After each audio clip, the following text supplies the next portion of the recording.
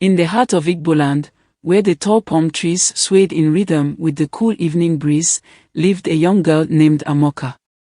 She was known throughout her village of Umoka not just for her beauty, but for her mind. Amoka had dreams that soared higher than the birds that circled over the vast hills, dreams that could not be contained by the humble boundaries of her village. She was ambitious, with a fire in her heart that no one else could understand. From a young age, Amoka had always been curious about the world beyond the village.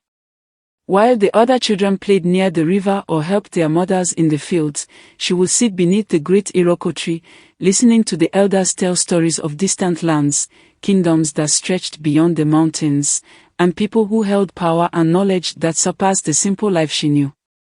She craved more than what Umoka could offer her, though her heart remained loyal to her family and the values they held dear. As Amoka grew, her ambitions became more defined. Her father, Okeke, a respected hunter in the village, always encouraged her, even when others whispered that a young girl should not have such lofty dreams. "The path you choose will be a difficult one, my daughter," he would say, his voice heavy with both pride and concern. "But the spirits favor those who are brave enough to walk it." Her mother, Adiku, was more traditional and often worried about Amoka's unyielding nature. "The ways of our ancestors are enough, Amoka," she would say, stirring the pot of yam porridge as the aroma of spices filled their small compound. "You are a girl, soon, you will marry and start a family of your own. Ambition is a fire that can burn too brightly." But Amoka was not dissuaded. "I will not let fear guide me, Mama. There is a world out there waiting for me, and I will find it." One night, as the village slept peacefully under the watchful eye of the full moon, Amoka had a dream. In it, she stood before a great city with walls of gold and ivory, towering above the tallest trees. The city was vibrant, alive with the hum of activity. People of all walks of life bustled through its streets, traders from far-off lands, scholars in flowing robes, and warriors adorned in shining armor. At the center of the city was a palace, unlike anything Amoka had ever seen, its spires reaching toward the heavens. In the dream, an old woman, dressed in ancient cloth and beads, appeared before her. Her eyes were milky, blind, but her voice was strong and filled with wisdom. "Amoka, child of Umoka," she said, her voice echoing as if carried by the wind. "This is the city of your destiny, but the path to it is treacherous.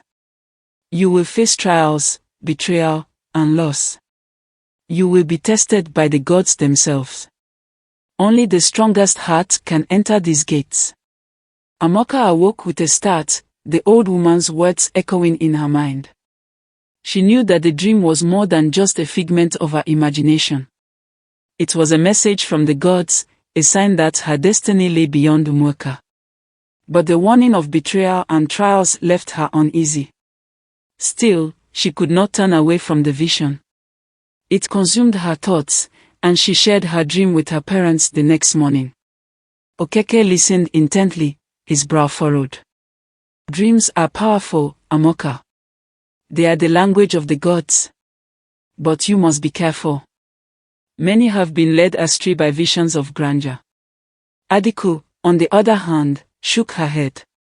"It is just a dream, Amoka. You are chasing shadows. Your place is here, with your family and your people." But Amoka could not ignore the call. She began to plan her journey, gathering provisions and asking the village elders for guidance on the road ahead. Most warned her against leaving, speaking of the dangers beyond the village, the wild animals, the hostile tribes, the unknown spirits that wandered the forest. But one elder, an old man named Namdi, gave her a small carved wooden talisman. "Take this," he said, pressing the small figure into her hand. "It is the spirit of your ancestors. It will guide you and protect you when all else seems lost.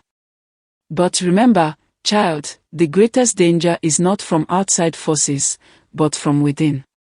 Trust is a fragile thing." Amoka thanked him, his words lingering in her mind as she prepared to leave. The day Amoka left Umoka, the sun rose with a fierce brilliance, as though it were offering her its strength. Her father stood tall, his eyes glistening with unshed tears, while her mother's face remained impassive, though Amoka knew her heart was heavy with worry. She kissed them both, promised to return, and set off toward the distant mountains that separated her village from the unknown.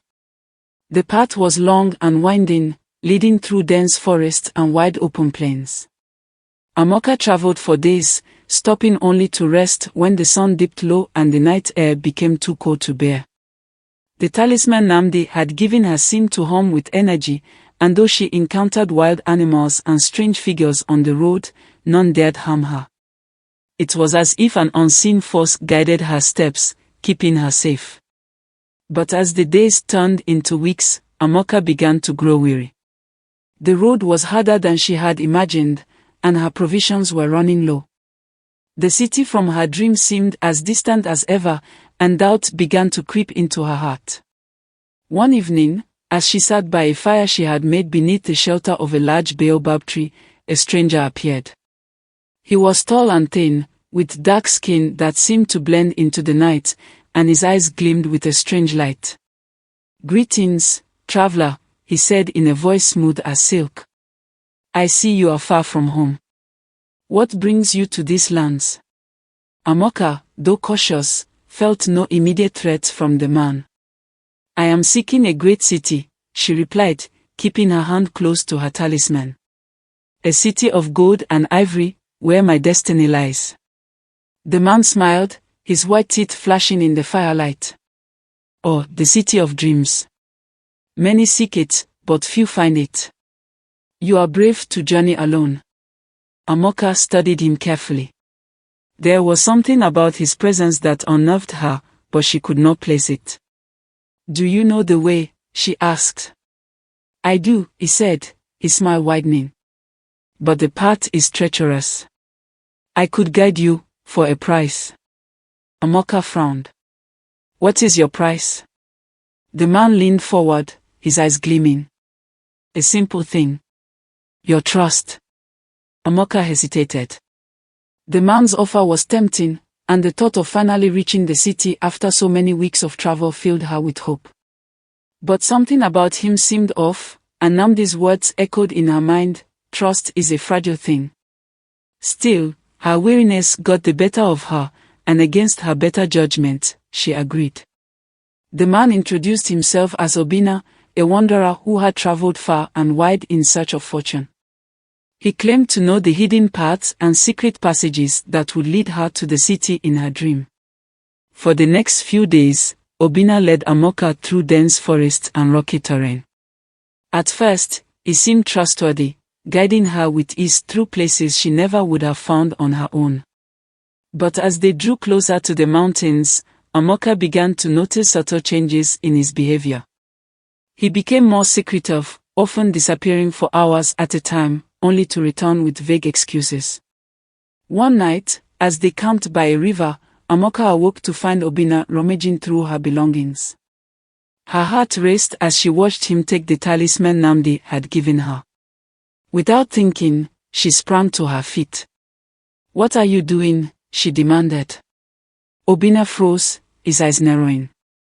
"You don't understand, Amoka. This journey, it's not for you. That talisman, it holds power that should not be in the hands of a girl like you." Amoka's heart pounded in her chest. "You betrayed me." Obina's face twisted into a sneer. "You were foolish to trust." In a desperate struggle, she managed to wrestle the talisman from his grip, and as soon as it touched her skin, a blinding light erupted from it. Obina screamed, recoiling in pain as the light engulfed him, and in an instant, he was gone, vanished into the night, leaving nothing but the sound of the rushing river behind. Amoka collapsed to the ground, clutching the talisman to her chest. She had trusted the wrong person, but she had learned an invaluable lesson.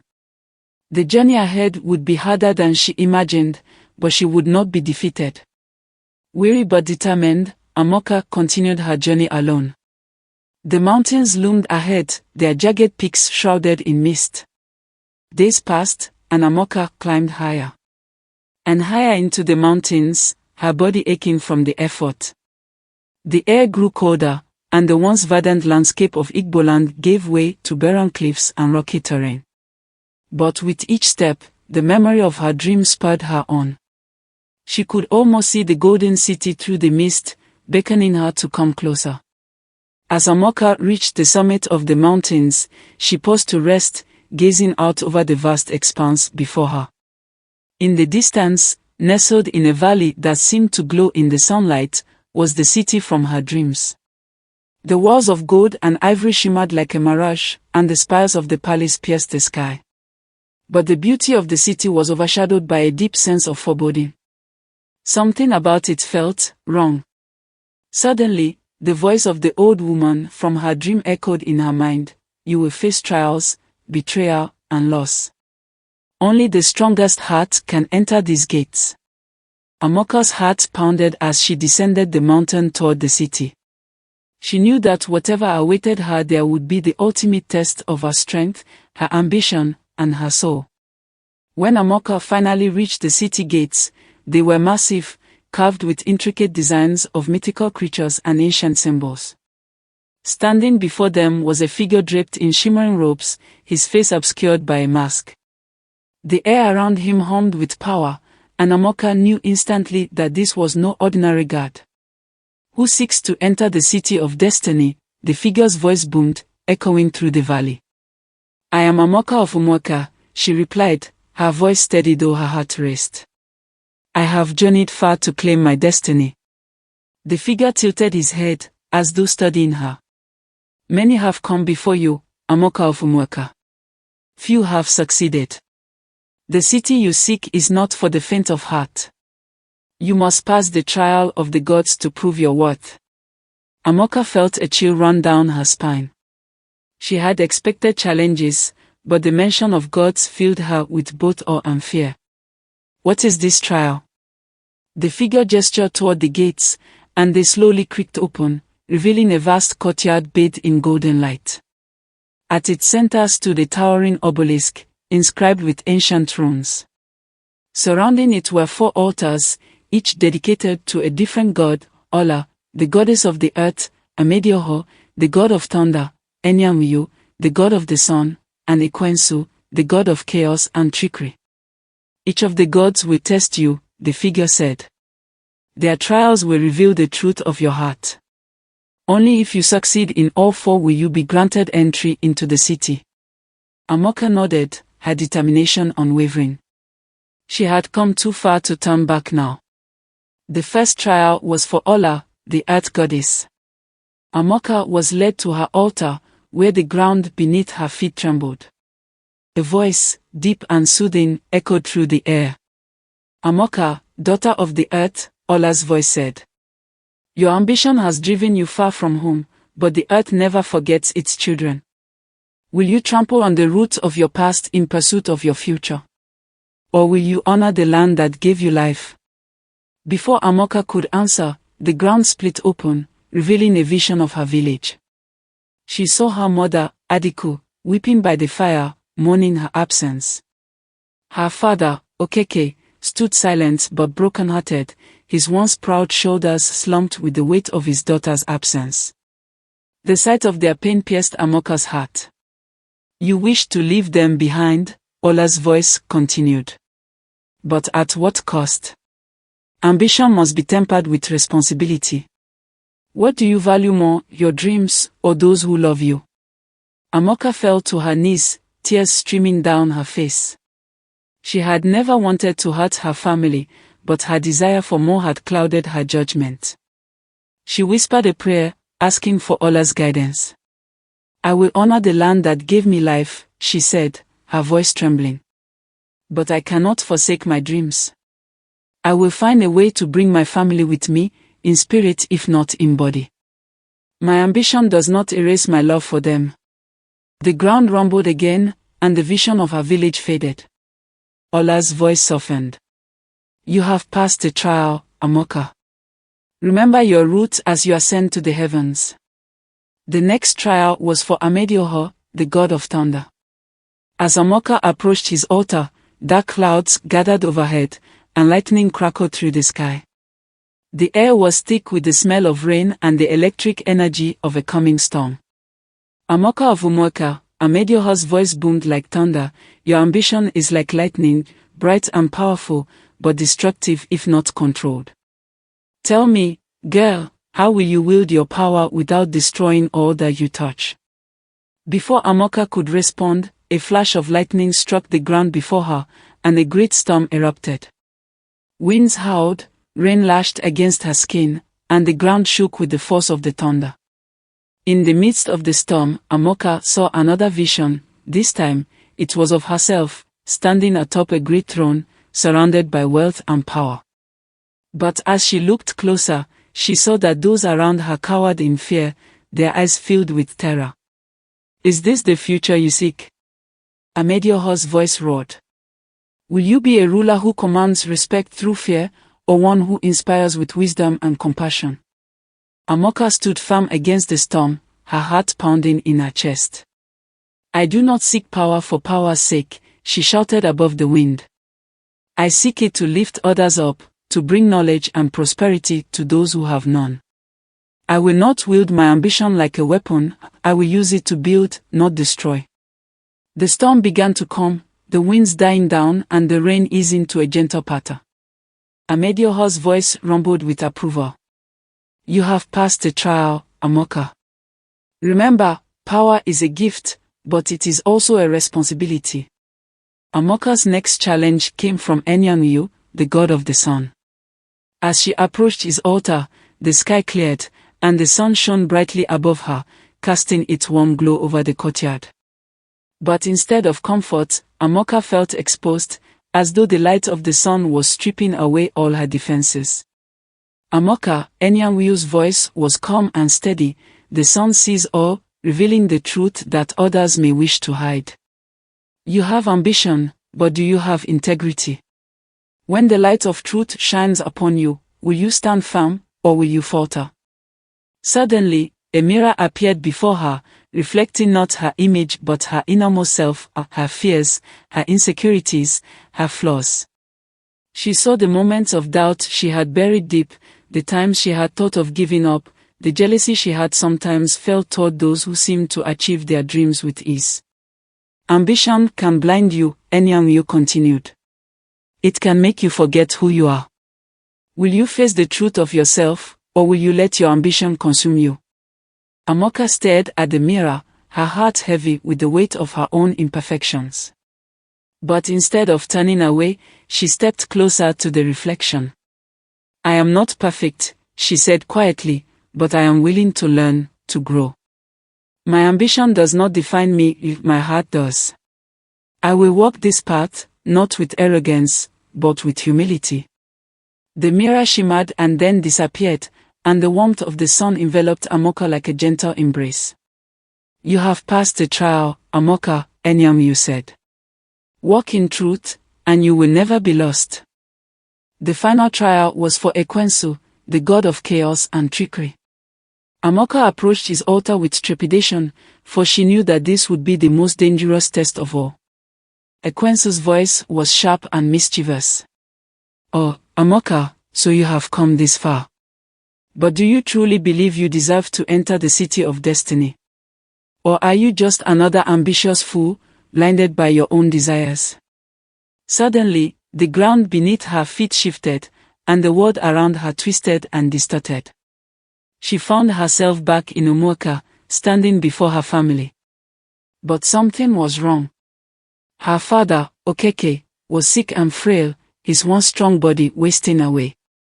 Her mother, Adiku, was crying, pleading with her to return home and care for them. Is this the price of your ambition? Ekwensu's voice echoed in her mind. You will leave behind those who need you most. How can you call yourself a daughter of Umoka if you abandon your family for your own selfish dreams? Amoka's heart ached as she watched the scene unfold, her parents suffering in her absence. Tears streamed down her face, but she knew this was a trick, a test of her resolve. This is not real, she whispered, clenching her fist. I will not be deceived by illusions. I will find a way to achieve my dreams without abandoning my family. I will create a path that honors both my ambition and my love for them. The world around Amoka trembled, and the illusion began to fade. Ekwensu's voice laughed, but there was a hint of respect in the sound. Clever girl. Many would have crumbled under the weight of their guilt. But you are different. You have faced chaos and found order. Very well, Amoka of Umuoka, you have passed the final trial. The altar of Ekwensu disappeared, and the city gates slowly opened before her. Beyond them, the golden city shimmered in the light of the setting sun, more beautiful and grand than she could have ever imagined. But Amoka felt no rush of triumph, no overwhelming sense of victory. Instead, she felt a deep calm, a quiet satisfaction that came from knowing she had stayed true to herself. As she stepped through the gates, she was greeted by a council of elders, their faces lined with wisdom and power. At the center stood the old woman from her dream, her eyes filled with pride. "Welcome, Amoka," the old woman said, her voice gentle. "You have proven yourself worthy not just of this city, but of the destiny you seek. The trials you faced were not just tests of strength or ambition, but of heart and spirit. You have shown that true greatness lies not in power, but in balance, in the ability to dream without losing sight of what is important." Amoka bowed her head in gratitude, feeling a deep sense of peace settle over her. She had come to this city seeking her destiny, but in the process, she had discovered something far more valuable, the strength to follow her path without losing herself. Though the city offered her all the wealth, knowledge, and power she could have ever dreamed of, Amoka knew that her journey was far from over. She had come to understand that true success was not measured by the riches one gained, but by the impact one made on the world. And so, after a time, she chose to return to Umuoka. When Amoka arrived back in her village, her family and neighbors welcomed her with open arms. Her mother, Adiku, wept with joy, while her father, Okeke, stood tall and proud, his strength renewed by his daughter's return. But Amoka was not the same girl who had left. She had grown wiser, more compassionate, and more understanding of the delicate balance between ambition and responsibility. She shared the knowledge and wisdom she had gained from the Golden City, teaching her people not just how to dream big, but how to achieve their dreams with integrity, kindness, and respect for their roots. In time, Amoka became a leader of her village, beloved by all for her fairness and vision. She built schools, founded trade networks, and ensured that no one was left behind as Umuoka prospered. Her ambition had not faded, but it had been tempered by the lessons she had learned from the gods, the lessons of humility, power, truth, and love. Years passed, and Amoka's name became legend, not just in Umuoka, but throughout the land. She was remembered not only as the girl who had entered the city of destiny but as the woman who had brought that destiny to her people. But Amoka herself never sought glory. Instead, she lived her life quietly, raising her children and grandchildren with the same values she had learned on her journey. She taught them that ambition was a gift, but one that must be balanced with compassion and responsibility.